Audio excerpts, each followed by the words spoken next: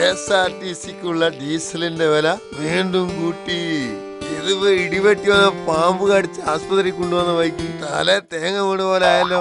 എന്തായാലും KSRTCന്റെ കാര്യത്തിൽ ഒരു തീരുമാനമായി. പണ്ടേ ദുർബല, ഇപ്പാണ് ഗർഭിണിയും. പെട്രോളിന്റെ വില വീണ്ടും കൂട്ടിയോ? പറച്ചോനെ, ഇങ്ങനെ ഇഞ്ചിഞ്ചായി കൊല്ലുന്നതിന് പകരം ഒറ്റ വെട്ടിനങ്ങ് തീർത്തൂടെ? അല്ല ഗഫൂർക്ക, നമുക്കൊന്ന് പ്ലാൻ ചെയ്യണ്ടേ? എന്തോന്ന് പ്ലാൻ ചെയ്യാൻ? എന്താണ്ടോ ടൂറിനെങ്ങാൻ പോണ്ടോ?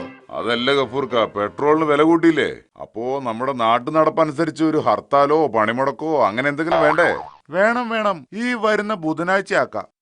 അത് പറ്റൂല, അന്ന് നിന്റെ മോളെ പിറന്നാളാ. എന്നാ നമുക്ക് വ്യാഴാഴ്ച ആക്കാം. അന്നാണെങ്കിൽ എന്റെ ഭാര്യയുടെ ബന്ധുവിന്റെ കല്യാണം ഉണ്ട്. കല്യാണത്തിന് പോവേണ്ടി വന്ന ചെലവാ എന്തെങ്കിലും കൊടുക്കേണ്ടി വരും. ഇതാവുമ്പോ ഹർത്താലിന്റെ പേര് പറഞ്ഞ് പതുക്കെ വലിയ അപാര ബുദ്ധി തന്നെ പഹയാ. അല്ല ഗഫൂർക്ക, നിങ്ങൾ എന്താ ഒന്നും മിണ്ടാത്ത്? എന്ത് മിണ്ടായി? ആദ്യം നിങ്ങള് തമ്മിലൊരു തീരുമാനത്തിലെത്തട്ടെ എന്ന് കരുതി. നമ്മൾ ഇങ്ങനെ അടങ്ങിയിരുന്നിട്ട് ഒരു കാര്യമില്ല, പ്രതികരിക്കണം. പോസ്റ്റർ ഒട്ടിക്കുന്ന കാര്യം ഞമ്മളേറ്റ്. ഓരോ കടയിലും ചെന്ന് പറയുന്ന കാര്യം ഞാനേറ്റ്. റോഡ് തടയാൻ വേണ്ട കല്ല് മരത്തടി ഒക്കെ സംഘടിപ്പിക്കുന്ന കാര്യം ഞാനും ഏറ്റ്. ഗഫൂർക്ക് ഒന്നും മൂളിയാ മതി.